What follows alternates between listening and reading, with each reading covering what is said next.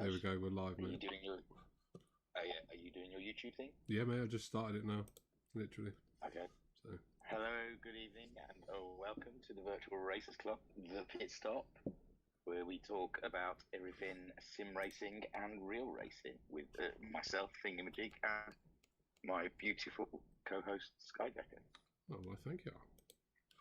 That's okay. How are you? I'm alright, man. All gravy. Good. Good. Sure, you're okay as well. What, I am.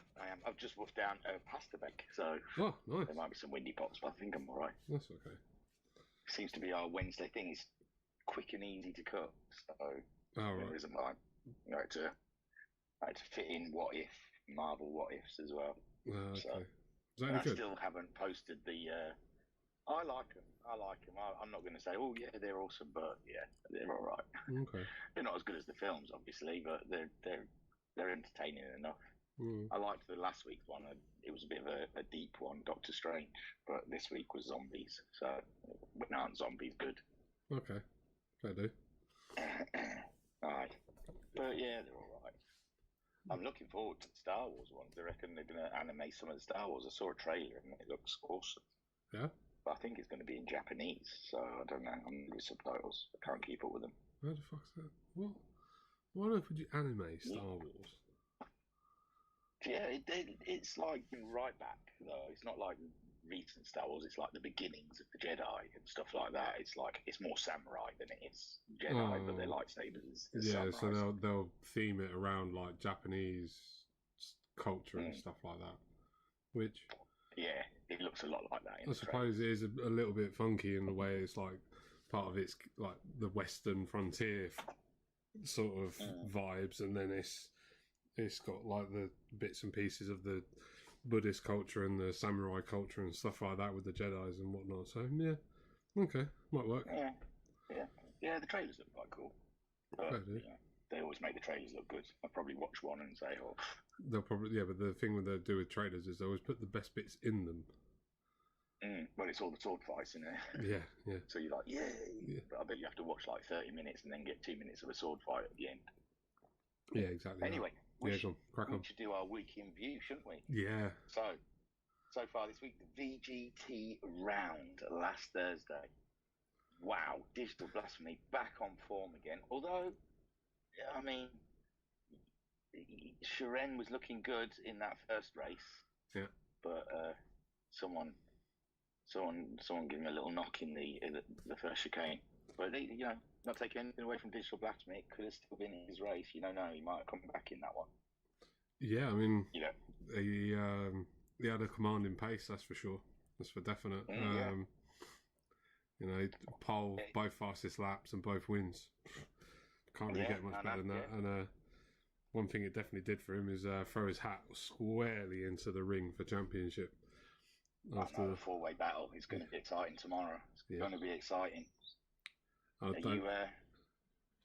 you going to approach it? Or are you just going to take it as it comes, or is there take it as it comes? I haven't got any strategy. I haven't got any favourites. No, you've got a teammate out there. Sorry? You have got a teammate out there who's in the championship battle. Yeah, I do. I'll put it like this. I'll any battles I might have, I will choose them wisely. Shall we put it like that? Fair enough. Well, so like you said, Digital Blasphemy got it on pole at Monza. You were looking like you were sitting pretty for pole, and it was just like his second to last lap. He just snatched it off you. Yeah. You were sitting in pole for the whole session. It was close. And in race 1, Digital Blasphemy took the win. Homesick Alien got second, and Shiren got third. And Shiren's championship leader up to that point. So that's tightened that one up. And race 2, and Catula just didn't seem to be firing, I think. I don't know if Monza's not his favourite track or what happened, really. He just wasn't really in the shout. He seemed like he wasn't there, really. He seemed like he was on auto drive, to be honest with him. But, I mean, we all have them, don't we? We all have the odd scuffy round here and there, or, scuffy week or whatever. I'm sure he'll come back. Yeah, and then in race 2, Digital Blasphemy, another win. So he's from his first round, he took to both wins, didn't he? And He did it again. And I don't think there was any fancy strategy that I remember. Was he just straightforward, went out there and did the business, really? Didn't he start on the supers and did quite a long stint on them, the same as what he did in round one from memory. Yeah, I think so. But yeah, he I think with the couple of chaotic moments in the chicanes, he managed to get himself a nice safety cushion and pulled away from there. Mm-hmm. Homesick Alien got second place and Sheeran again third, so it was exactly the same podium as it was in the first one. Yeah. So cracking little round that was, and like I said, it's made it a four-way talk between Digital Blasphemy, Homesick Alien, Sheeran and Cthulhu going into Cataluna tomorrow evening. What is it? It's only a matter of points between them, isn't it? And it's not much, is it? I've not got the table up. That's why I'll get the table up. I'll get it up. So after drop scores, we have Digital Blasphemy on 91 points. Sheeran only 2 points behind him on 89, with Homesick Alien in third on 88 points, and then Cthulhu is on 87 points. So there is 4 points separating the top four. 5 points separating the top four. My maths is shocking. That's scary, man. Yeah. I think the nerves would get to me if I was one of them two. Four, sorry. Going into that, I'd just be like, oh, well, I don't want to do well. From experience, my nerves will get the better of me. There's no thinking about it. Well, you've got to place yourself in there somewhere to take points away and help Homesick out. I'll just do what I can. As I said, man, I'll pick my battles wisely. And then a huge congratulations to you. Thank you. For Friday night, Le Mans qualifying. Where did that come from? Honestly, when you see Matt Psycho in a Group 1 car, you just think, well, he seems to take to them cars. He seems to always do well in those cars. But you absolutely trounced the whole field. I wouldn't go that far. It was only a 10th. It was only a 10th in it at the end, but yeah, I've got absolutely no idea where it comes from, where it came from, and I'm not going to lie, I was actually quite niffed. I had about another 7/10 on the table according to my optimum time. So that's going to be juicy for Friday night then. Yeah, I just couldn't string it all together in one lap. So, but yeah, I mean, still, I'm chuffed as mustard to beat, like I say, but be on pole ahead of both Matt Psycho and Binko, who I'm not going to lie, I was expecting third at the best on Friday. So yeah, we'll see what this Friday brings. Yeah, and Racer Brown got pole for the Group 3s. I mean, he got pole. He absolutely annihilated the rest of the field. What was he? He was 2 seconds faster at one point, wasn't he? He was. It was ridiculous. I just thought he was driving a different car. I thought, shall I go in the menu and check his box?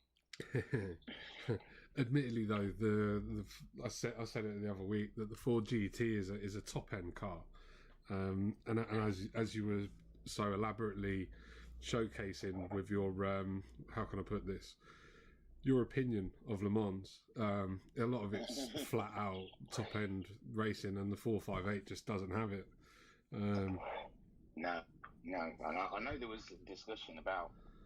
Yeah, I mean, it's probably too late now. I know the question was asked about Ferrari power and popping it before the race, but I think Homesick was saying probably wasn't fair or something like that. I don't think it'd be. I don't think it would be fair on the guys who in the GT qualified, mid pack. I think he was referring to guys in particular, Yokas and Turtle, was it?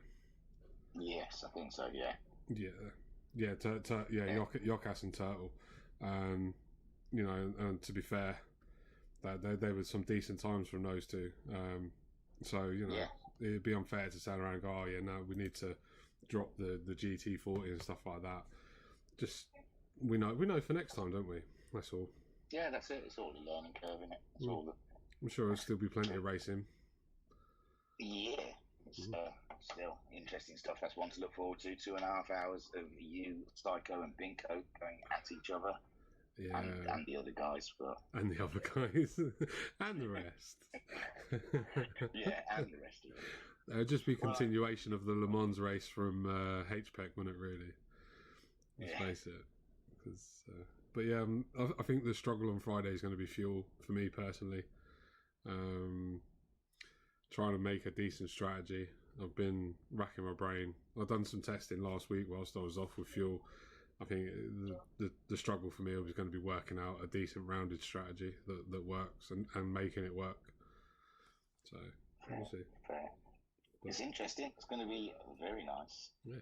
Then on Sunday evening, we had the Red Bulls at Spa, Belgium, Francorchamps. Yeah. You again on pole for the first race. Well, for the only qualifying session. So carried on your Friday night streak into Sunday, and you took the win of the first race ahead of Binko and Shiren. So well done again. No, not gonna lie. If Talleyrand hadn't dropped it in Pouhon, I think Talleyrand would have had me in race one. He was much faster than me. He was catching. Then in race two, Binko took the win ahead of Talleyrand, and Shiren again on the podium. He's consistent on those, and he was carrying weight in the first race and the second race. So yeah, he lucked out a little bit, but hey, half of racing is the rub of the green, really, isn't it? It is.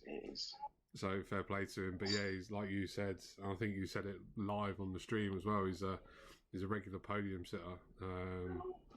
And yeah, he always seems to find himself in the right place at the right time and finding the right gaps and stuff like that. He's definitely good. You must irk him that Mazepin's in Formula One and he's not. If only he had a rich daddy. I'm sure there's loads of drivers out there that are irking that Mazepin's in the Formula One. And basically, he's paying for a drive, isn't he, basically? Let's face it. Pretty much. And then race 3, the skies opened up. We had a wet one. Madness. I put it up for the vote. It was mentioned to me, and I said, well, let's let the people decide. And I couldn't believe it went the way of... I know later on, after the brief, the vote clicked, but it was too late by then. The brief was written, and I wasn't going back and starting rewriting briefs. No, that's fine. No, to be fair, I wouldn't have put it to a vote. I would have just gone, yeah, fuck it, it's wet. But Racer Brown, I mean, my words, he likes the wet in the juniors. He was virtually untouchable. You and Racer Brown, I think, were the only ones that didn't really have a slight off or anything. I think you two stuck to the time. I had a couple, but you just didn't catch them on stream, and they were only little ones. Damn. Yeah, I come out of Pouhon and the back end skipped out on me once, and I think I had one in Lecombs as well. But yeah, Racer Brown, he was phenomenal. He was on another level. When I saw him coming up behind me, so I'm not even going to bother fighting this. You can go, mate. Yeah, he was finding grip somewhere. I don't know where, because it didn't look like there was much grip out there. Everyone there was, I know I had TCS on, but quite often I was finding that the TCS was holding me back. I had a lot more grip than what the traction control was allowing me to have. But it's a slidey car, isn't it? It's a car that you need to get the back end out into the corner, over the apex to get the straight line out of it. But the TCS was killing that every time I was trying it. But I didn't want to turn off the TCS in case I put it in a wall or something like that, something daft. So. Oh, definitely. Yeah. And Shiren, Racer Brown won that one. Skyjacker got second. You got second, sorry. Skyjacker could have won out there. And Shiren, again on the podium. Yeah. So, that was an interesting evening, a good watch on YouTube. Well, all of these are on YouTube if anyone's watching or listening and fancy seeing it for themselves, even though I spoiled it for you all. And then last night, we had the Super GT round 1, and my God, drama. I was honestly expecting endurance race. Whenever I see endurance races come up, I just think that's an easy night for me. I've just got to think of things to say. I've just got to fill the gaps. Right. But it was just action-packed from beginning to end. It was like a 40-minute sprint race. It was crazy. It really was crazy. Did you not learn your lesson from last season on HPEC, though? No, I know. Well, Because obviously that's 90 minutes of racing, and it's sprint racing. That was sprint racing from lights out to flag. But I've managed to watch quite a lot of it, and yeah, the racing was crazy, absolutely crazy. yeah, I mean, Tokyo always kicks up something anyway, don't it? With the walls everywhere and stuff. There's always some sort of action. If it's people bouncing off walls, it's all sorts of things. But that we had it all last night. Yeah. And that was, like I said, Tokyo round one. Pole was Matt Psycho. They had the 3 lap race thing. And I believe that's like the 3 lap qualifying race. Yeah, it's a qualifying race, yeah. And Matt Psycho just disappeared. And I just thought this is the way of the evening. And then the rest of it followed. Yeah. And then race one, Anton Poiker did a great race, really great strategy with a 1 stop. Well, I think all the top 3 were 1 stop. The fuel was very tight. I don't know how they made it last. And there was a couple out there didn't. But yeah, Anton Poiker took the first win against Shiren, who he did that thing again. No, it again, but that thing where what I'd start on medium or super soft, and he went on super soft, so he was on mediums the second half of the race, while the other guys were on super soft, so they caught him up quite quick. Yeah. What Anton Poiker did. And Matt Psycho, he couldn't quite catch him. He finished in third. He couldn't quite catch him, but I suspect he was looking after his fuel. Because he couldn't seem to attack him like Anton Poiker could. So it Anton seemed Poiker like did it very well with his fuel. And Matt does tend to go a little bit skinny on the fuel from memory, and tends to calculate as if for fuel saving. So but yeah, but I don't know how any of them did it with that straight. I mean, there's no way you can sort of if you're not in the tow, you've got to have your foot down, otherwise the cars behind you are just going to catch you. So that was very tight. And then in race 2, and I'm putting my hat in. Well, I don't know, because there was that NTCC race once, wasn't there, where there was 4 of you. I mean, you sort of got bundled off.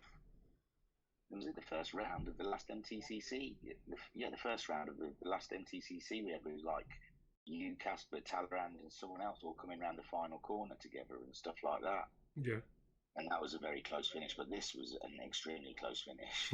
Anton, Racer Brown took the win from Anton Poiker by 9 thousandths of a second. And them two were swapping as they were going up the straight. It was like you couldn't say who was going to get it. It was so tight. Yeah, I think that's one of the closest finishes we've had, 9 thousandths, to be fair. Yeah, very tight.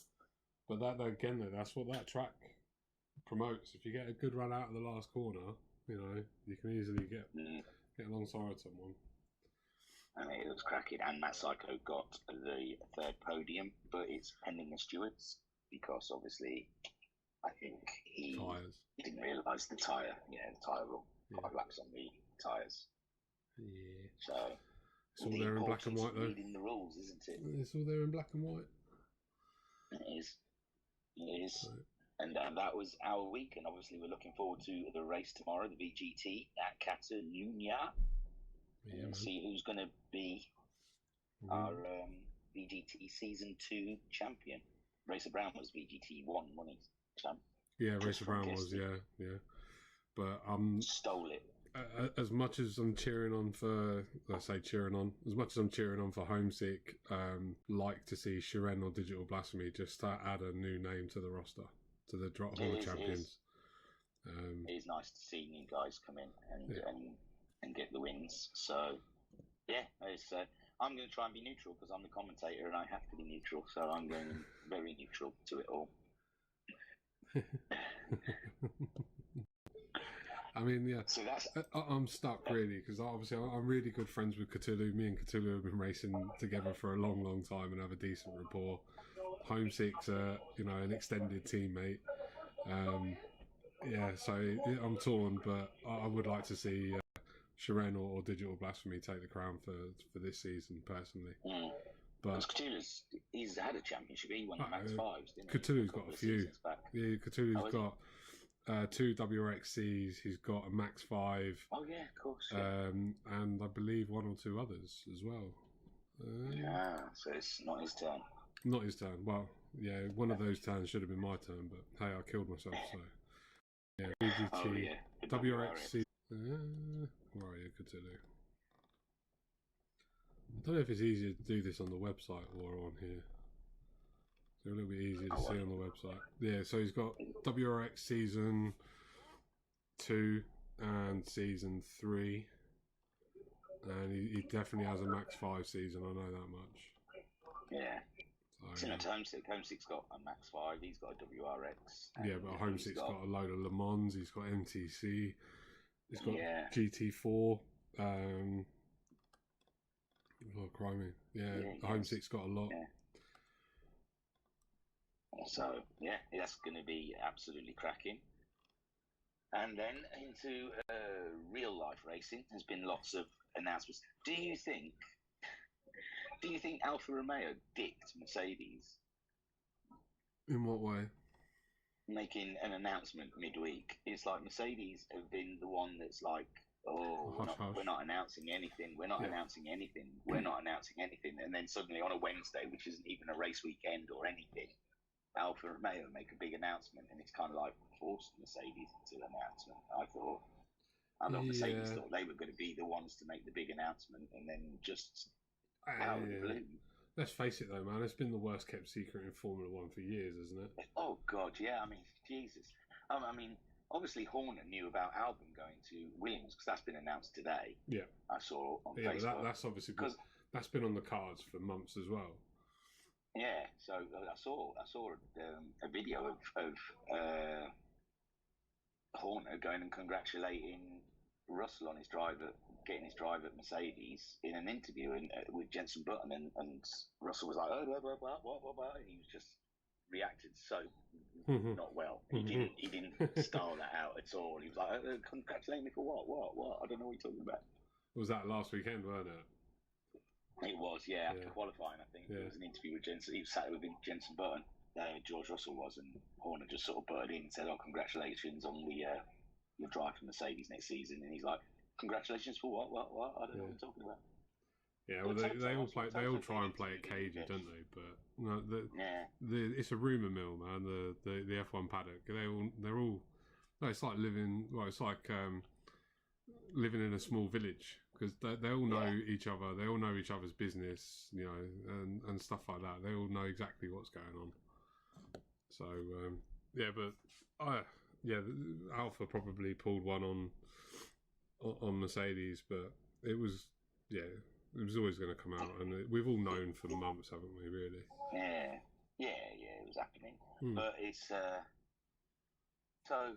The next question is, can George Russell be a number 2 driver? Do you think he's going there equal, or do you think he's going to have to sit in second for a couple of seasons and wait for Hamilton to retire or something? I think it'll probably do him good to go in equal, to make sure that he's given a solid shot to show how good he is and how fast he is. But I think next to Lewis Hamilton, there's not very many drivers that can stand there toe to toe with Lewis in the same car. I don't think personally, but I'd like to see what George can do. It's great to have. I liked it when Button joined McLaren, and it was like a Team GB for 2012. It was virtually, wasn't it? Yeah. Obviously, you had the German team as well. You had Michael Schumacher and Rosberg in the Mercedes. But I think it's great whenever there's 2 Brits in the same team. I think it's good for the country. I mean, we say they're a German team, but they're not. They're an English team. They're based up the road from me. Oh, God, yeah. I mean, there's only what? The old Braun.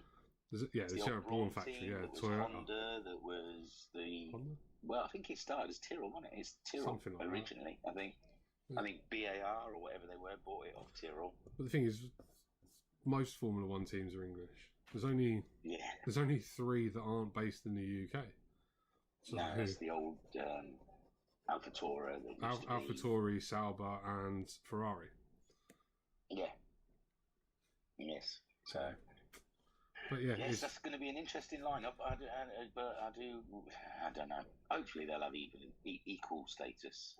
Well, they'll have the equal kit.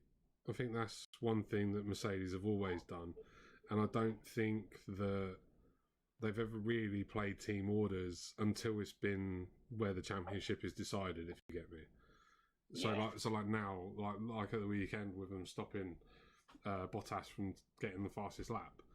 Well, he's out of the championship, so why take points off the teammate? It's only sensible. But I don't know why he backed out of it, and then knowing that he wasn't going to be driving for him, he's driving for himself now. I don't know why. I know you got to play the team game and stuff like that, but if you're not going to be paying your wages anymore, it's like, well, screw you guys. I'm going for fastest lap here. That stays on the records. That does.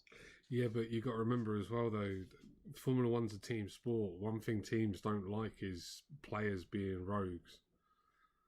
Let's say drivers being rogues. They like drivers that play the team game when the opportunity arises. But yeah, next season, 2023 as well, might be an interesting one, especially with the new regs coming in. I mean, we don't even know how Mercs are going to be performing. There might be a rear grid team. We don't know yet. You never know. Yeah. No.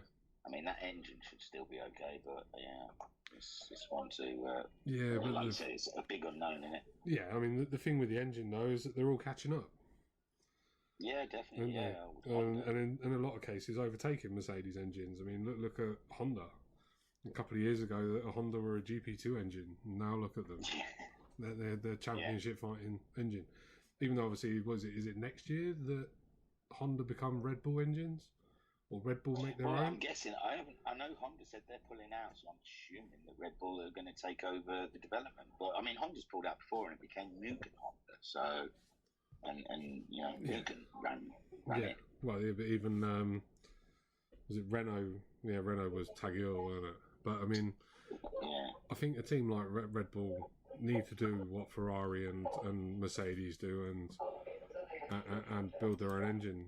So they can't be held hostage to another team or another supplier, because another supplier that comes in isn't going to be anywhere near as good as what they've got already. And Ferrari and Mercedes are never going to give them an engine because they're primary competition. Definitely. So, and with that, I saw Pat brought it up. Does that mean Red Bull are going to start selling their Red Bull Hondas to Williams? I joked about that earlier when they said, when I saw about Albon going to Williams, it was like, so the Red Bull engine's going to Williams then. It's a possibility. It is a possibility. I mean, Toto in the interviews, he wanted his Dutch driver in there to be FP2 champion. So maybe Williams are putting their fingers up to Mercedes and saying, we don't want your engines. Oh, who knows? Yeah, who knows? Yeah. Exactly. But you would think your engine supplier would have more clout over what driver drives the car. It depends on how much is left on your contract, really, doesn't it? Obviously, I don't know how long their contract is or anything like that. If it's coming to the end and Mercedes are dragging their heels to renew the contract at the price that Williams want, why not? Yeah. But I know it isn't a great relationship. I mean, yeah, I worked there once. But when I was at Williams, they told me the story of, there was once, I can't remember, it might have been Bottas. He was looking like he was going to win a race, and Hamilton was in second, and Mercedes had come down and started saying, right, you've got to turn the engine down, and they were like, no, we're not turning our engine down. We want to win this, and apparently Mercedes were not happy with them. Yeah, they thought that they should have conceded the win for them. But this is also another negative side to Formula One, is the fact that the engine, that the factory teams, shall we call them, wield that sort of power. All they do is supply engines and gearboxes and stuff like that. It's crazy. Each team should be independently controlled and have no say over any other team. No, I know. It's shocking. But, and that's when apparently Mercedes started favouring Force India to Williams then after that. Oh, right. And that's why Force India started coming forward as a better car, because I think they were more in the pocket of Mercedes than Williams was. Okay, but I mean, well, to the point where the Force India was a copy, was an almost direct copy of last season's car. It was like Williams was like the next best team after Mercedes, wasn't it, in a way, with the engines, and then suddenly Williams just dropped off the end of the world at the back of the grid and stuff like that. Well, yeah, but that was in the really early years of the hybrid era, wasn't it? That was for the first maybe 3 years. But 5-6 years ago, and then, sort of 7 years ago, yeah. And then obviously after that, Ferrari, Red Bull, Renault to a certain extent started pushing forward, didn't they, with their development and their progress with the power and fuel efficiency. But yeah, I mean, really, let's just wait and see what the rest of this season brings. I think we're in for a good end of the season. You know, I'm pleased Albon's in. Yeah. Yeah, I didn't mind him when he was at Red Bull. He's racy. He goes wheel to wheel. He doesn't usually do well when he goes wheel to wheel, but he's not scared to get in there. No, granted, I don't know. I've just I don't know. I've always had this thing about. I think since Vettel came out of the junior program, I've always just had this thing about Red Bull drivers.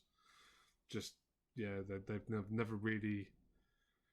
Right, let's put it this. Red Bull driver program has produced 2 great drivers out of how many? God, they've had a few, haven't they? Exactly. I'm worried about what you're classing, because I had this conversation the other day about a certain Danny Rick that hasn't quite performed since he left the team. Yeah. Well, Danny Rick's just one of them, isn't he? One of the drivers I'm on about that hasn't done anything really since emerging from the junior program. I know that. Although I've got to say, Carlos Sainz he's not bad. He was in the program, but he left because he left and joined Ferraris. Well, McLaren then Ferrari, yeah. But he got dicked for Max Verstappen, weren't they? They were both in the Toro Rosso. Yeah. They brought Max Verstappen off, and he had a big sort of like sulk on and said, "Screw you guys, I want to go and find a drive elsewhere." Then. Yeah. Fair play to him. I think Red Bull might have lost something there. I mean, Sainz is a driver I like, to be in all honesty. Only my opinion. But I mean, good. Yeah. It's just, I mean, in fact, actually, just on the subject of Red Bull junior program, the biggest showing that the junior program doesn't work is the fact they had to sign Perez. Yeah, no, well, that was surprising for me as well. I didn't know if they just wanted some of that Mexican government money, or if come on, it was a bit of a strange one. The amount of Red Bull that you drink, I don't think that Red Bull need money from a paid driver. But no, I know what you mean there. But I think it was more that they didn't know who to turn. They didn't have a driver ready in their program to turn to. I mean, Gasly's performed brilliantly this season. But would he have been okay to step up to a Red Bull? I've heard rumours he likes AlphaTauri, doesn't he? Red Bull. Well, yeah, AlphaTauri is his team, isn't it? He's the number one driver there. Yeah. I mean, Yuki Tsunoda's almost as bad as Mazepin, so let's face it. So I'm surprised he's got a drive. I know they've announced it as well as them two again for next season, but I'm really surprised. They must sell a lot of, because it's a fashion designer now, isn't it, AlphaTauri? So maybe they want to sell a lot of clothes in Japan or something. Yeah, maybe, but obviously it's still funded by Red Bull, isn't it? But yeah.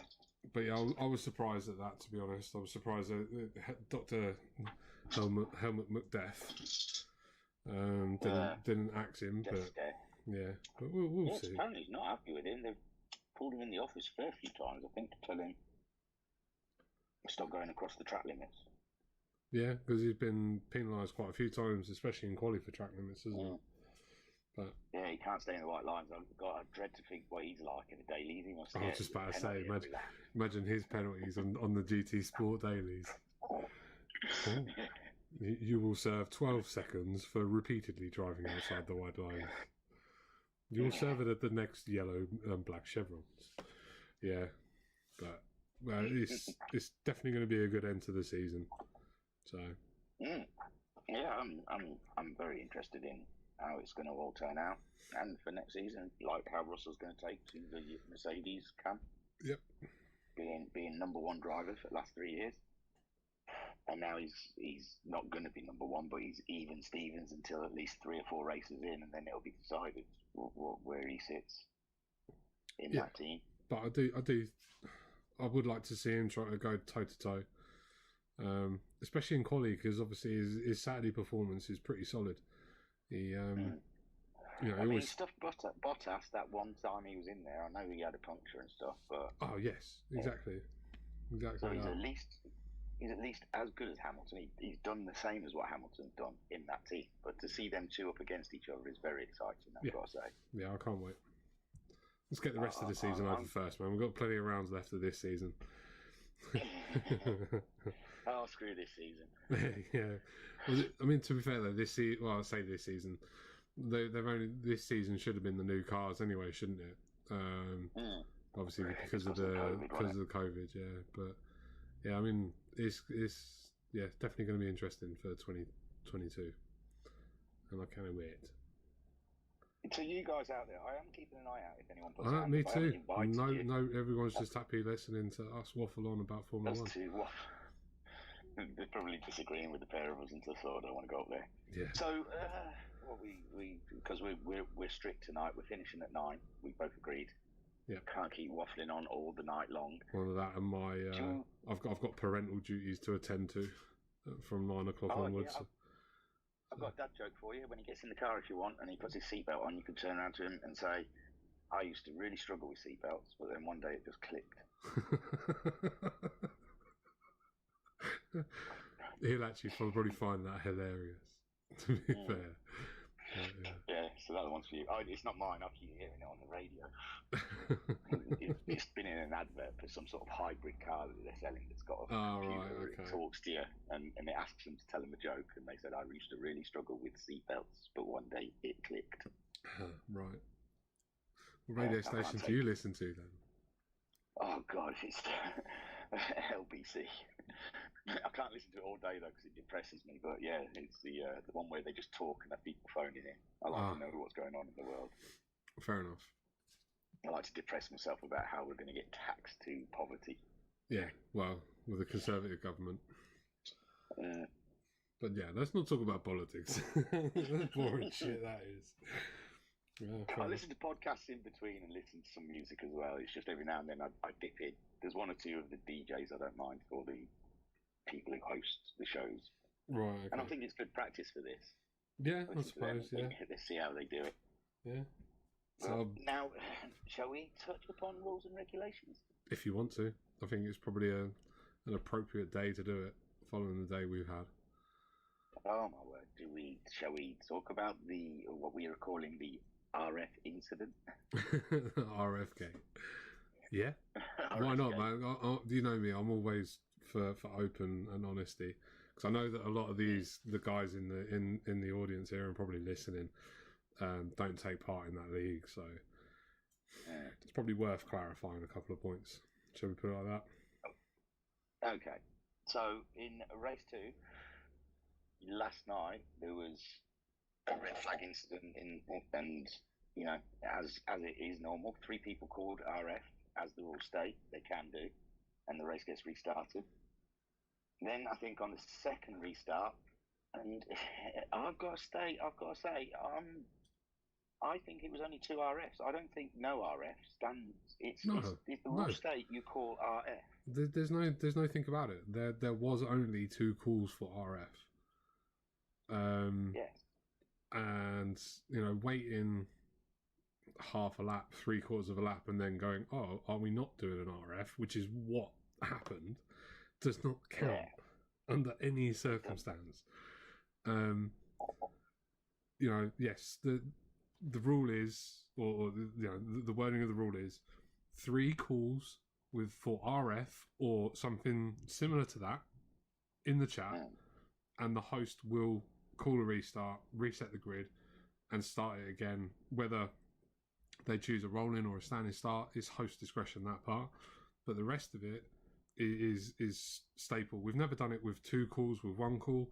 And hey man, we've had incidents before where we've had 1 or 2 calls for RF, we've carried on, and then when we've gone and looked at the replay, it's turned out, well, yeah, if people actually did call an RF, it should have been a red flag. We've also had it on the other side where people have called red RF and it's not been a red flag situation and whatnot like that. But as hosts, we can't do anything about it until there's 3. No. Yeah. You know? Definitely, I'm on board with that. And at the birth of the red flag, I also remember it was because we only used to race sprint races, wasn't we? It was MTCC mainly, and it used to be we had a lot of beginners in it. With the reverse grid, it used to be quite a calamity, and they could take out half the field. Yes, and it by the time them guys have got themselves back on the track, they're half a lap behind, and the race is going to be finished before they even catch the pack. So that's why red flags were introduced. Yeah, and I understand, like it's been, it was floated in the stewards' room that maybe for the longer races, because we never used to do endurance races, red flags may be a little bit abundant because you've got plenty of time to get yourself back into the race again. But for the sprint races, that's why they're there, because if there is a big problem that causes half the field out, that means that race is no good for them anymore. So yeah, I mean, that was why red flags were introduced in the first place, wasn't it? Because it ruined people's races. Exactly that, and it made it not worth carrying on, and we had loads of people quitting out because what's the point? You got 6 laps to catch the rest of the field, when you're already half a second down on the guy in the lead or something like that on pace. I do think the idea of it is good. The idea of it's pretty sound. Obviously, somebody mentioned earlier that they race in a lot of different communities, and we're the only one that have that rule. My counter to that is that I've also raced in a lot of other communities, and I keep an eye on a lot of other communities.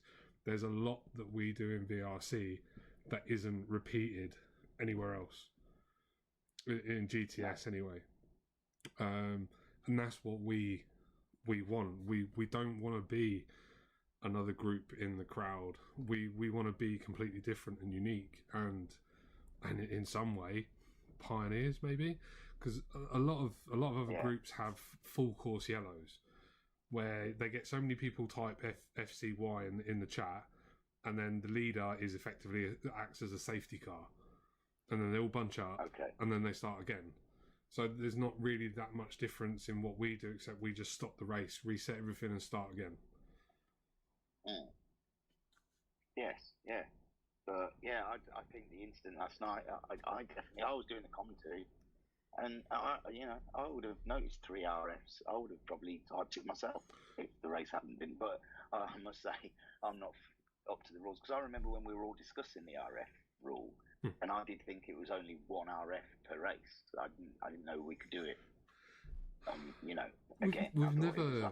I think as Pat mentioned in the stream chat, I think it was Pat. We've never had 2 calls for RF in a race before, because normally the rolling start spreads everybody out, and everybody's a little bit wiser. Clearly, watching it on the stream anyway, the second red flag, I don't really think there was too much at fault, if you get me. To me, it looked like some weird, dodgy connection issues. There was because I think it started with Rizzler the roller hit the wall and spun to one side, so I don't think he was in the way. But then it seemed like someone someone stopped dead. Yeah. But they looked like they ghosted, and then someone stopped behind them. Yeah, and then everyone that's what I mean. Yeah, had to go around them to avoid the 2 stopped cars. Yeah, that someone basically rubbed against the wall for some strange reason, stopped dead as if a barrier was in front of him, and then it was just chaos behind him, basically. But that is another classic example of why red flags are there to help relieve the drama. Let's say the drama, but the penalty of it not being your fault and being a problem with the game, as well as somebody wiping out half the field, like you explained earlier. It's there to just try and help keep the racing close and keep everybody in the races as much as what we humanly possibly can. The same as what we do with drop scores to try and keep people in championships for as much as what we can. The last thing we want is for people to not feel like they've got something to race for. Because I mean, personally, I just like a battle. I don't care if it's for first place or last place. With the exception of Friday, I'd much rather be battling for last place than walking ahead 30 seconds in front of everybody on my own. Definitely. With the exception of Friday, I'd like that very much on Friday. but I doubt it.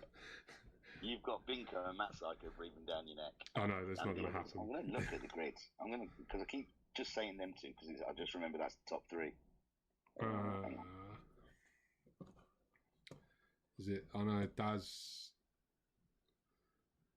Was Daz next behind Matt? I'm just trying to find it. My mouse fell asleep. Yeah, so we got Liam behind Binko. Oh, that's it, yeah. But he again though. Actually, no. There you go. That's the truth. There, I expected to be fourth at best. Yeah, because Liam's pretty fast, isn't he? Yeah. Then we got Daz, GT Racer, and then Shadow Rider, who again. Oh, Shadow Rider. He's on his day. He's good. Yeah, on his day, he can be very dangerous. Might be a bit rusty after his time off with his poorly back and poorly knee, but we'll see. Because I know firsthand that he can be quick. He's a good racer. Knows how to battle. He got a podium when he came back, didn't he, on that one Saturday? Yeah, on the GT4 race. Yeah. So you've got a lot of competition behind you, Skyjacker. Yes, mate. Oh, mate, there's always competition. Always. It doesn't matter who you're racing. There's always competition in this group. It's fantastic. It's stressful. Yeah. Well, it's not stressful. It's brilliant. It's fun. There's always a race. Yeah, well, I know you're not keen on the battling side of racing. I know that. I like time trials. Yeah, I get bored of that. I get bored of going around the track without somebody else on it. What's my problem? I can't practice. Because I don't like driving around on my own. I get bored stiff. Well, I find it's really weird. In the time trial, it's cool because you get your ghost car, so you race yourself. But when you have to do it with lobby settings, because time trial, and I don't know why you can't make a lobby with a ghost car in it if you're just yourself as a feature. Because the time trials are they just put you on low fuel. Yeah. Sticky tyres, don't they? It's not. Yeah. It's not comparative to real what we've classed as in inverted commas real racing.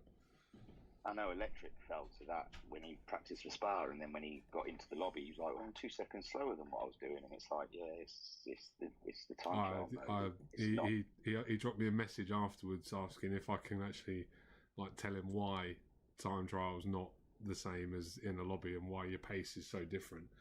So I went through it all with him, and he was like, "Oh, yeah, okay, that all makes sense now." It's knowing the game, isn't it? It's knowing the best way to practice and not the best way to practice and stuff like that. Yeah. So, I mean, our Shadow Rider, I taught him how to practice somehow, even though I don't like practicing. Taking credit. Well, you taught a few of them, didn't you? I remember you taught me through Spa when we raced in the RRL. Yeah. I'm always open to share knowledge and experience, mate.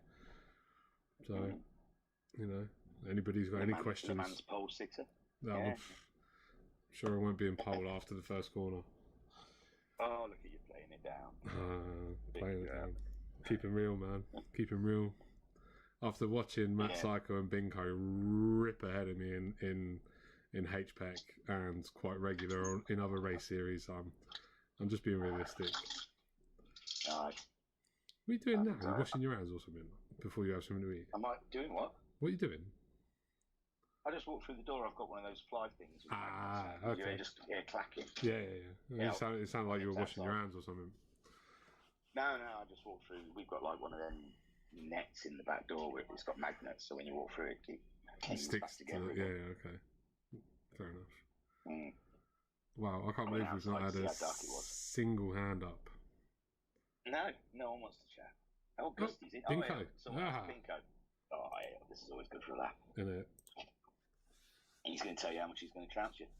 Yeah, fully expecting it. Here he is. Hey up, Parkin. How do, guys? Not bad yourself. Not so bad, mate. Not good. so bad at all.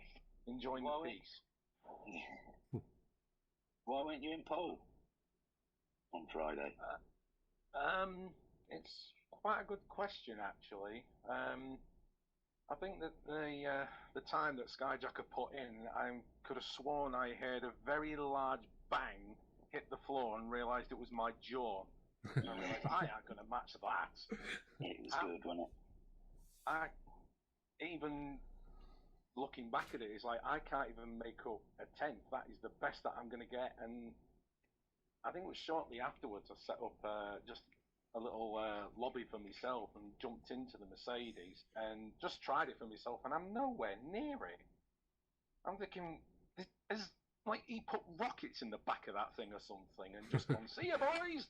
Bang, gone. He must have drove around one of the chicanes. He must have just gone through, ghosted, and went through the wall. Nope, track Either limits. that, or he's installed a flux capacitor into his car, so he just kind of like walked back just before the start-finish line, 2 minutes ahead of everybody else. I'll tell you what, I think it was the pink paint. That's what it is. It's the Rockstar. No, not the Rockstar, just the pink paint. Well, that probably could have shaved off a few tenths if I took off all my paint. But no, I'm not going to lie, mate. I don't know where my time come from. I most certainly kept to all of the track limits.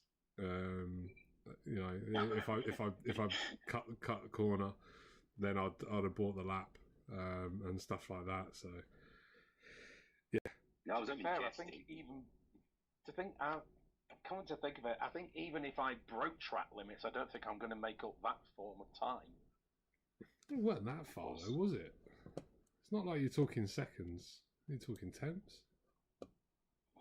What was that for? What, 4? Was it 4 tenths behind you? Yeah, give or take. Yeah, I'm sure I was 2 tenths behind Matt Psycho. I'm sure of that. Yeah, you're just over 2 tenths behind Matt, and Matt was a tenth behind me. So yeah, you 3-4 tenths, give or take. So that's not around Le Mans. That's not a big gap. Yeah. 8-mile track, innit? Yeah. Like Yeah. Well, no, it's just as soon as you put it in, I just looked at it. No, I can't match that. No, I'm done. Right. Well, I'll try and aim for at least second. Oh, Matt's beaten me. Well, I guess it's third then. To be fair, mate, I think when when you come out in the second part and you beat his time from the first session, I thought that was game on between the three of us. I was expecting to be exchanging fastest laps throughout the session. To be honest, yeah, no, that was really weird. Everyone beat their time in the second session. I'm pretty sure. Yeah. I was really surprised because it was the same settings, it was the same time of day and everything. I just thought, oh, it's going to be a pain trying to work out who beat their best time they ran. And everyone just came out and pretty much beat the time that they did in the first session. I was like, wow, that's easy for me. I can't remember if we all had a break. Yeah. I can't remember if the last time we did Le Mans, because I know a couple of the other 2.5s I've taken part in, it was combined time. I know last Le Mans it was the fastest time out of the 2 sessions, but I can't remember if the settings were kept the same or if the settings were changed between the 2 sessions or not. Maybe Homesick wants to drop me a PM and let me know, because I can't remember because it was that long ago. But no, I don't. Did my research as well, and I was still, I think, just a couple of attempts shy off of Casper's pace from last Le Mans as well, which is what I was aiming for. They're in the hybrid. Yeah, the hybrid cars. Yeah, which is what once I realised I had the pace, that's what I was aiming for. It's not bad. It's not bad. That's right then. That's right. For the next endurance, then we can have the hybrids and the thing. We have them as 2 different categories: hybrids and the old ones. Yeah. Suzuka. The Suzuka. You got to think about Suzuka. It's a beautiful track. Oh, Binko, have you seen your latest star roll on TikTok? Oh no, you didn't. Has he got one? Yeah, from Spa, when me and him caused the red flag. Oh. Why? I don't know. I don't do them. I don't have nothing to do with the TikTok. That's not my I realm. love that. Both of us hands up. Not me. It's all right. And the man that's guilty, he's not even in the room. No, he's scarpered. He was. Yeah, he's scarpered. Quick leg it before they dog me in. Scarpered because he saw me in here and knew that I'd find out about it. He's like, nope, I'm not dealing with that. Well, he's probably off to do another TikTok video. Either that As or I'm not in it, I'm fine. They're brilliant. They are good fun. I mean, it just shows when they come out how good the racing is, and how the fact that so many of them are thingy-majigisms or whatever they want to call them. Oh God, are quite good. So yeah. I don't take responsibility for anything I say during the commentary. No, I wouldn't either. Although I've got three thumbs down for last night's one. I think that's my record. I haven't had that many thumbs down before. I was kind of like to have a little smirk to myself. I thought, some people are Get in there. Winner. Oh dear. What people have I upset this time? The fair thing is, some of the things you've come out with have been absolutely hilarious. Yes. To the point where one thing actually got my dad in tears, and he is a very hard man to laugh. Oh no, do you remember it? I do. It was on the HPEC at Le Mans, oddly enough, and it was when Racer Brown was right up Skyjacker's Jaxie, and you just screamed out, "It is like his caravan." Oh dear. He told me about that, and he says, "Oh God, I was absolutely in tears. I thought it was the funniest thing I've ever heard. Could you imagine a Le Mans racer as a caravan? Where would you put the cooker? Where would you put the beds?" Yes.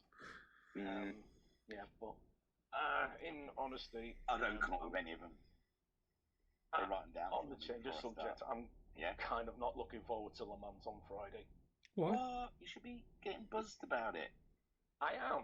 But there's one reason why I'm not looking forward to it. Go on then. Because I've realised the poison that I'm sitting in. What, the Mazda? What, the 787? Yeah. I'm not going to lie, man. I was virtually flipping a coin between the Mazda and the Merc. I don't know how they handle. Is there something? Is it a bit tetchy? No! It's beautiful to handle. I put my foot down and it just wants to go straight. It's absolutely brilliant. The one thing I'm not looking forward to is the noise. 2.5 hours. 2.5 hours of screeching. Yeah, it's loud. I mean, when I re-watched the replay, I mean, even on purposely, when we were doing the parade lap, I just slammed it into first and just let the revs go overboard, just so I could get an idea of how loud it would be. And because I've heard the rumour from a guy on YouTube I watch quite often, who did a review on the Mazda 787, and he said in it, the rumour was that the 787 was so loud that this, the marshals were racing the next marshal point above them to warn them that the Mazda was coming, so people could basically deafen their ears because it was that loud. Jesus. So I thought it can't be that loud, surely. So in the parade lap, slammed it into first, built the revs up, and then after a couple of seconds, pumped it back down. Watch the replay, and I'm hearing them all go by, and I can hear exactly when I go drop into first, because all I hear is oh God. In all fairness, though, it's 2.5 hours. do you know? Yeah, but do you know what your tip is there, Binko? Yes, and because I'm semi-deaf, I have to have my in-game volume at maximum. Oh no! Yeah, but you can. Yeah. Can't you balance the noise coming in the settings? The engine, your car's engine noise volume. I probably could, but then I wouldn't know when I'm hitting the limiter. That's the downside. Yeah, well, I'm not saying turning it right down, so but I'm in a real conundrum. You can turn it down a little bit. Yeah, it's quite a conundrum. It's either I leave it at maximum volume and know when to change gear, come out of it probably more deaf than I already am, or turn it down and just burn too much fuel because I'm in fourth gear going halfway down the straights, not realising I'm hitting the limiter. My vote is turn the equalised volume right down so that you burn all your fuel and let me walk away. That's my vote. See, I was going to say turn it right up and go for the win, and then it's worth it. Well, sorry, Sky, but I'm going to be in pure kamikaze mode. So whoa! Kamikaze mode. No, it's not that bad. No, I wouldn't even call it kamikaze. It's more of a case of I will get past you as quick as I can, but I'm also going to be safe because I don't want to be in another bloody TikTok video. That's the new way of dealing with the red flags. I'm just going to put whoever causes red flags in TikTok videos, the wall of shame. Mental no more red flags. No. What's the fuel like? Do you feel comfortable with your fuel? Have you got a strategy? I'm not asking you for your strategy. I'm just saying, do you have one in mind? Yes and no. I know how much fuel I have compared to the Mercedes. Sorry, Sky. It's okay. But strategy-wise, I can't say. I've literally been run off my feet despite not being at work. I've had that. It's always the way, isn't it? You've always got to work harder when you're off work. I don't know. Because unfortunately, I'm babysitting the zoo while the wife's away, so I've got them to look after as well. Well, then you're going to be fine come the rest. You've not got that nagging thing going on all week.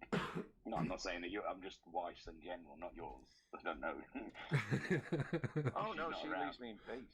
She leaves me in peace. It's grand. It's just more of a case of I let her know when I'm racing. She doesn't go onto the internet because we're in peasant country, so therefore I don't have much to work with. And she just leaves me to it, and when I'm done, she just goes back onto it, and no fuss whatsoever. No, fair do, man. Kind of sounds bad, but the wife's more like a roommate than a wife. Not necessarily a bad thing. No, I do get the benefits of a wife, though. I mean, she does do a lot around the house, bless her. I thought you were going somewhere else. Yeah, same as. She does do, do what? Oh, I'll type it into Pornhub. I'll see the categories. I won't. No, I don't want to know. I don't want to know. Tra-la-la-la-la-la-la. To be fair, it's non-existent, so there you go. Oh. I'm not bothered. She's got quite a few mental problems, which doesn't help her in that situation, but it doesn't bother me. Okay, fair enough. So right, there we go. Your wife's also your best friend. Oh yeah. There you go. Oh yeah, definitely, without a doubt. I mean, we're the kind of people that can look at the dark humour of life and just absolutely piss ourselves. No, fair play to you.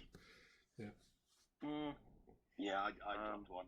It was like I went quite dark in the Red Bulls. I think they pointed out. I've forgotten I'd said about shaking, like Michael J. Fox. And I thought, I did acknowledge that, but I don't remember it. But oh well. It was a bit edgy. I thought. I'm not going to lie.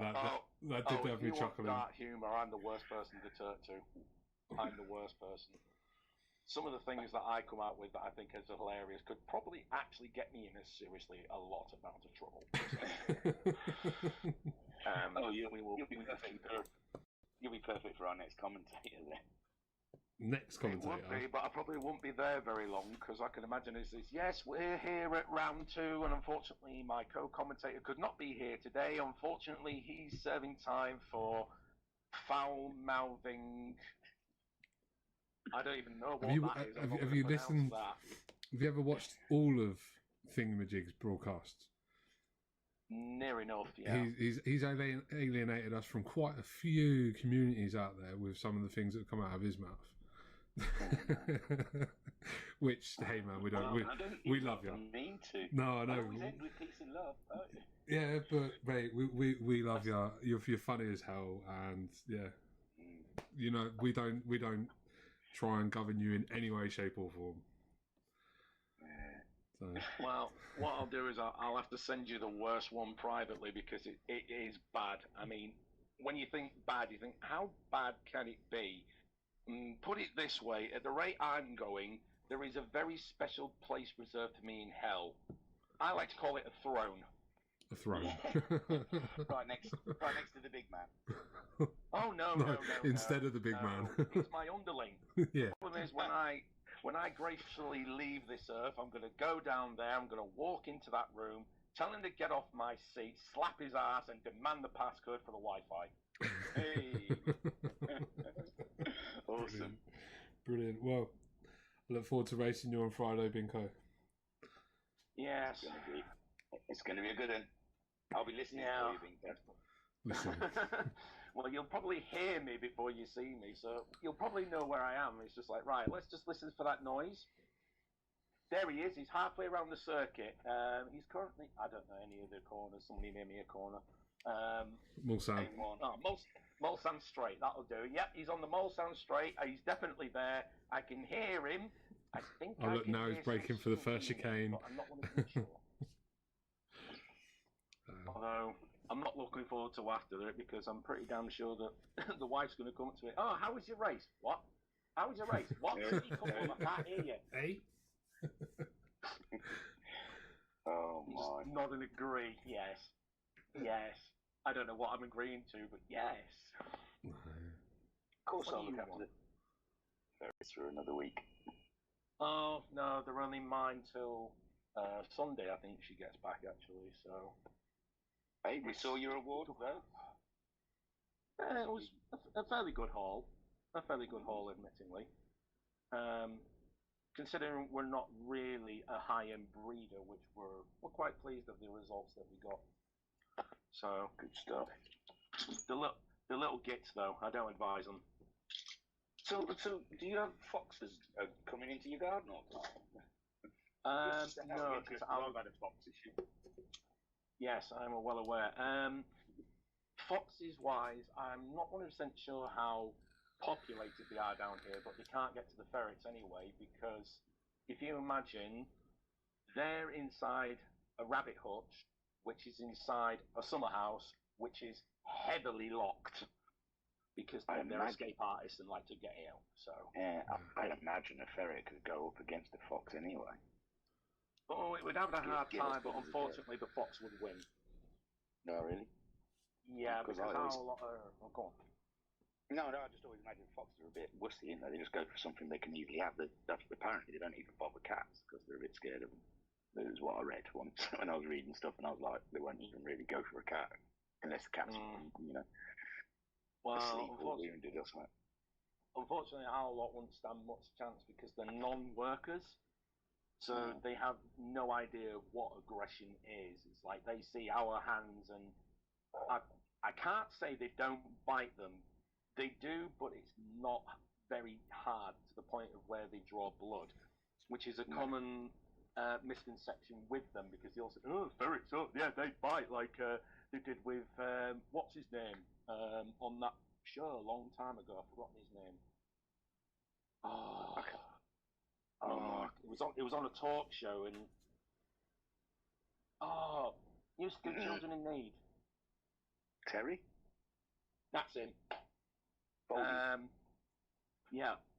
It was a chat show with him. Some bloke had two ferrets on, and one of them bit him to the point it drew blood. So everyone was like, "Oh, ferrets, they bite really hard." But yeah. But the thing is, all animals have the potential to bite. Yeah. Dogs, cats, guinea pigs, you name it. It's a natural animal instinct. Yeah. I've been nicked by a rabbit, and they're meant to be the mellowest thing. So. And ferrets can do the same thing as well. The only thing you can do is train them to be handled like what we do, so that we have a few that are what we call public trained, which is if we're ever at a public show and some people come in to see them out of curiosity, then those ones are the ones that we hand out, because, and this is what I say to other people as well, 99% of the time they won't bite. The only reason we keep in that 1% is because of unpredictability, because any animal can bite at any point, no matter how hard you train them out of it. They could still do it. Yeah. I'm sure if they've just had a doner kebab or something and they smell it on their fingers, they're going to go, oh, I love. Funny enough, I was not a big fan of lamb. No. I just pulled doner kebab out of me, but I wasn't going to be a pack of Cheetos or something. To be fair, I could tell you what their main diet is, but unfortunately it would be pissing on the grave on the poor sod that you lost the other week. Oh, you feed them rabbits? That's their main diet. Yeah, no, Koikart used to, I don't know if he still does, he had a snake, and he kept posting pictures of these boiled rabbits on in what was it? It was Facebook back in the day, yeah. Yeah. And I just was like, oh, those poor bunnies. But I didn't say anything because I know, they are they're at the bottom of the food chain. That's what rabbits are for. That's why they breathe like anything. Yeah, sadly. And I don't like rabbits. It's just, it was stopping getting a dog. Got the kids a rabbit and said, if you look after a rabbit, we'll talk about anything else. And they didn't look after the bit, so they can screw off. Getting anything. Although, oddly enough, with us, the ferrets eat better than we do. We go to a specialised pet shop to get all the meat, and they will eat all sorts like rabbit, chicken, turkey, duck, goose, quail, venison, veal. What else is there? Veal. So basically anything meat. Yeah, they're a 100% carnivore. Yeah. You can't actually feed them any form of like veg or fruit or anything like that because they can't digest fibre, so it can actually make the meal. Yeah. Oh dear. I like the sound of that diet. The vegans of the world are in uproar. Oh yeah, they definitely don't like us. Oh, why don't you feed them a vegetarian diet? Oh yeah, that's a great idea. While I'm at it, why don't I just chop its sodding head off? Oh, it just reminds me of there's a American comedian called Joe Rogan, did a whole sketch about vegan cats or something like that. It's hilarious. And you can have a vegan cat, but it'll only live for about 6 months. It's one thing that annoys me is people like that, which oddly enough goes back to you on politics earlier. I often say to people that I make a conscious and subconscious effort to avoid everything loud and obnoxious, which involves animal rights activists and politicians. So, don't blame me on that one. Yeah, it's often the way. But the worst thing about them is cleaning them out on the morning. Oh. Yeah, I can imagine an all-meat diet. That's gonna be quite nasty. Well, here you go. Here's a question for you. Have a guess on how many you think we have? 10. More. 20. Jeez. 20. More. 50. Higher. Lower. Oh, it's higher. 50. 50. Less. 45. Right. Less. Right, this is no fun now. 30. 35. You're very close. 32 and a half. I wouldn't say that. No, it is right. That's 32. 32. Well done, Skyjacker. Yeah. We're winning everything at the moment. Man, it took me five chances. Yeah, I'm getting kind of concerned now. That might be an epic foreshadowing for what might happen on Friday. Probably not. Friday's going to be cracking. Man, I'm stoked. I can't wait. Yeah, it's going to be a good laugh. Not looking forward to being deaf, but yeah, it's going to be a good laugh. I've also never done a 2.5 hour race before. Was this your first 2.5? Wow, welcome. Yeah, welcome you've done the endurance club. You've done the 90s. You've done the HPEC though, haven't you? It's not. Yeah, it's an hour and a half. Even before that, the hour and a half was my longest race because before. Excuse me, Harley, what are you doing? Bugger off. Bugger off. I don't care. Sod off. Bloody cat. Even before that, all I did was the daily races. Mm-hmm. So, just jumping into HPEC, it was like, oh, it's an hour and a half. I can race for an hour and a half. That's no problem. Right? And now you're jumping into 2.5. No, it isn't. No, it isn't. Bye afterwards. Oh. And the fatigue kicks in. How many more laps? And funnily enough, the only time I think I could do more was at Fuji, and that's only because I was chasing everybody down. And I was just like, "Come on, faster! You can do this! Faster! You can do it!" Oh, we finished. I was enjoying that. Oh, well. That'll be what 2.5 feels like when you're chasing Sky. To be fair, well, he'll know when I'm coming. It's just like, yes, I've got the. Hang on, I can hear engine. Yeah, shit. Best put my foot down. Stop fuel saving. But and don't forget, you have to go past the Group 3 cars. They don't have to get out of your way. Because the last Le Mans, someone had a right moan afterwards saying, "Oh, they didn't get out of the way," and then it's like yeah, the rules say you go round them. Oh, I didn't read that. It's just logic. Same as all endurance racing is all logic, multi-class racing. Yeah, no. It was just, I thought it was hilarious when he started whinging at the end of the race. It's like, dude. Mm. Well, what do you expect them to do? Move aside and roll out the red carpet and just bow? Just say, please, my lord, go past by. I am not worthy. And the important thing for the GR3s as well is to be predictable. Don't. Yeah, just stay on your racing line. Yeah, follow your line. We can see you. We can work out what you're doing. I couldn't. I did the bar first in the slower class. I hated it. It's so much easier being in the faster class. I've found so far anyway. It's just having to keep an eye on what's going on behind you the whole time when you're not actually racing because of what's coming up and being aware of what's coming up behind you and being ready for it and trying to be cooperative and stuff like that. It's a lot harder work than just trying to get past the slower class, but just my experience. Although at Spa, it looked a struggle. I didn't do Spa. When Talleyrand, he was in the faster car and he came across two Group 3 cars racing in Eau Rouge and it was like, oh no, and he went through the middle of the pair of them. Yeah, that was a move and a half. That was cracking stuff, but still, it looked scary. It looked absolutely... I had a hairy moment on Friday when I think I was on one of my purple laps in the first session. I caught up Jim on the little kink before what's that one that's named after the Yank track? What's the left hand after the Mulsanne straight? What's the left hand 90 degrees? I don't know. I know which one you mean. Yeah, it's basically the first left, and then you got the right with the old lady's house on the corner. Straight with the chicanes. No, the left before Arnage. I caught up Jim into that, and I literally slipped up his right hand side in the kink, and very narrowly avoided a wipeout with him. But it is hairy trying to pass him, especially when you got battle behind you, and stuck behind somebody for a corner could be the difference whether or not you're staying ahead at the end of the next straight or not, especially at Le Mans.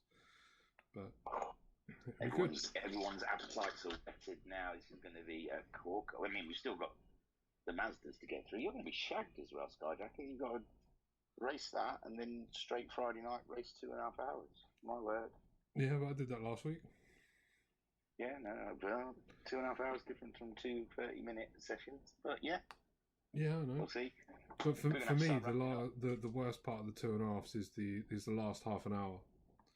That's when I get my knees start aching, my back starts aching, being in my rig isn't nice anymore and stuff like that. It's the last half hour. So. Well, I'm telling you, you've got the best wife in the world. I mean, sure, if you drop some hints, you need a new seat, she'll probably just buy you one. She just literally took off her headphones just then, looked at me, shaking her head. Let's just say, yeah, you can fuck right off. Drop a few hints like, oh, that seat really does my back in, I'd love to do the washing up tonight, but my back is good. Well, to be fair, Sky, your seat's probably better than mine. What have you got, mate? Well, mine's an old computer desk which isn't even bolted to my rig because unfortunately I've only got half and I can't afford the other half. What have you got? Something like a GT Omega modular thing? Years old. The sponge is that worn down. I can feel literally the cardboard underneath holding it together. It's like cardboard. Okay. It's proper wood. To the point of where I've had to get my old surfaces, which was going to the skip. Yeah. I put them on top of it, and then I've had to put another cushion on top of that, and then a cushion for the backrest because that's heavily worn. Oh, mate. So, you want to pause? Obviously, I don't know what your budget's like, but I have one from Curry's. It's made by ADX, and it's only 150 quid for the rig. 150 quid. Wow. Now I just need to find another 250 quid. Yeah. And a room to put it in. Hey. Whatever you think my budget is, probably half that. Well, I'm just saying, as far as the rig goes, it's really, really reasonable, and it's not too bad. Just because you're taking your headphones off, pipe down, put your headphones back on. I don't want to put them on. Reasonable. Not reasonable. She hates it. She hates my seat. My rig's literally on a budget. Ah, fair enough. I know some people have gone to scrapyards and just Grab chairs and bits of frames and stuff like that. Yeah. All mine is actually original stuff. It's next level racing. Okay. And I kid you not, I haven't spent more. Well, actually, no, I'm taking to fuel. I've probably spent 90 quid on it. Fair enough. I mean, we used to. We knew a guy who didn't he buy a second-hand X-Rocker and then built a frame out of wood in his garage. I think all in all it cost him like 20, 30 quid or something like that. And each their own, man. We've got to do what we've got to do. Hey, I remember a Homesick's first one. It was a bit of wood with hinges that used to go underneath the seat.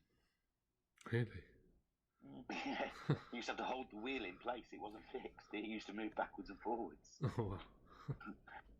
And that's what I'm thinking. Is what you said is literally go to scrapyard, get a nice looking car seat that hasn't seen the inside of a McDonald's, I suppose you could say, and weld some flooring onto it, put it on the runners, because unfortunately I am a tall fucker that likes to have the steering wheel in front of me, but the pedals 2 different postcodes away from me. Yeah. How tall are you? 6'4". Ah, a little bit taller than me. Fair enough. And then keep it on the runner so I can get out easily, go outside and have when I want one, and dive back in and then put it on the runners. Put the runners onto a metal frame, which I'll probably then weld it at work, and then. So you get all that done in 30 quid. Drill it in certain places so I can bolt it to them. Yeah. It's just literally finding the time and 30 quid, unfortunately. I can work 60 to 70 hours a week. It's more of a case of, well, I've got this to do, I've got the house to do, I've got a shed to build. Those ferries are costing you too much money. Huh? That's the problem. Unfortunately. Feeding them veal. Well, it can, I won't lie, it can be very expensive looking after them, but unfortunately it's either I have them or my house becomes the next inhabitable skip. Oh, right. Fair enough. So, yeah. Knowing me, I wouldn't know what to do with my money anyway, so it's a case of, well, it keeps her happy, therefore I'm happy, and the world is a better place. Yeah. No way, humans exist. My world is happier. Yeah, exactly. So, there we go. Yes, well, we're hitting that 9 o'clock. We were going to be strict with this one, so we better start wrapping it up. Yes. But it's nice speaking to you, Binko. Good luck on Friday. I think I'm going to need it. Good luck, against some strong competition there, and Liam Anfield behind you with Daz as well. They're no slouchers. They'll be coming through. And Shadow Rider, he's the unknown. Although, admittingly, I think I do have a prediction for the Group 1 winner. Okay. It's going to be a Group 1 car. Yes. I've got a prediction. It's going to be a Sauber. Hey. Don't make me defy that. Seriously, don't. I challenge you to defy that, mate. Prove me wrong. I do like the look of the Mazda, though. I like the back wing on that Mazda. Yeah, it's very flat, isn't it? Very sleek. I think I prefer the look of the Sauber, to be honest, but hey, everyone's got an opinion. Yeah. Like bumholes. Yes, I know I'm feeding you. Bugger off, cat. Right then, mate. Shall we wrap this up then? Yes, we better. All right, Binko. Nice talking to you. I want to put you back in the audience thing, if I can. Yep. Cool, man. Nice speaking to you. Yes, guys. Good luck. Good luck with your rig. He just went afterwards. Right, so, yes, Thursday we'll see a new champion out of the 4 taking part. Well, everyone's taking part, but, the 4 protagonists. Yeah. Cthulhu, Shiren, Digital Blasphemy, and Homesick Alien. hopefully we'll be in for a treat. Catalonia as well. I like Catalonia. People usually say, "Oh, but I think it's a fun little track." I find It's got a bit of both. It's got fast bits. It's got slow bits. Yeah, but I'm not holding out much hope for the Mazda Visions purely because it's a track that yields little grip in a car that needs grip. But we'll see. Yeah, either which way, man. A four-way title battle over 2 races and qualifying session should definitely keep you on your toes. Let's put it like that. Good. I like to be busy. Yes, mate. Maybe not as busy as last night, but that was hectic. But I'm looking forward to it. I'm looking forward to it. So anyone out there who's taking part, I see a couple. Good luck. Racer Brown, not you. I didn't mean that. Guesty, get in. You can do it, Guesty. Dig deep. It's when the tyres wear you're getting Guesty. I think you're on about Friday. You're not on about tomorrow. Friday, yeah, Friday. No, I've moved on to Friday. You moved on. I missed that bit, sorry. Yeah, sorry. Sorry. It's all right. Yeah, because there's no one in the Visions. Yes, all right. Well, good luck with drive safe and that. Skyjacker, go in and get your... No, I will. It's all right. Your burn. Yeah. No, I've got nothing more. I think we covered the bases on everything. Cool. I want to... Go on. Just, I don't know, the message I saw. What? The certain person that was upset. Yeah, that he sent to somebody else. Yeah. Yeah. It don't matter, he's gone now. No, it was the most ridiculous thing I've ever seen in my life. I told my missus and she went, "Oh my God." Well, yeah, but he's bleating on about us not being fair when everything's there in black and white. If you can't be bothered to go and read them, then don't bother moaning. I mean, I could say this because I'm sure everybody listening now has probably read our rules at least once, man. Everything's there in black and white.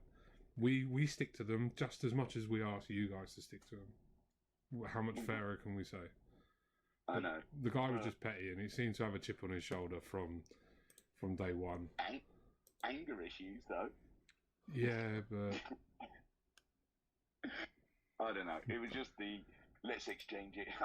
No, what the whole let's meet up in real person and talk about it like men, sort of like let's take it outside. I'll have you. Oh my God. Never in my life. Let's not be keyboard warriors. Yeah. Let's exchange addresses. Yeah, man. I'll send you some hate mail. But no, Oh my God. I mean, you've been here for pretty much as long as what I have. We don't put up with shit like that. We don't tolerate idiots, and No. and I'm sure many of the people that have come through the group who are idiots. Obviously, some people, well, quite a lot of the people who have come through the group aren't idiots, but we have the odd one here and there rear their head, and we just wind them up. That's I know. what we do. We just sit there, right? Now we've got something to piss you off with, mates. But if I was Racer Brown, I would have said, "All right, send me your address," and he would have got so much junk mail that signed him up for every single bit of crap that they sent you. He would have had catalogues. He would have had Sega stuff. Saga. He would have been. He would have got junk mail till the end of time. What a ridiculous thing to say! Yeah. What a knob! Yeah. Sorry, guys. No, yeah. No, I agree, mate, 100%. But we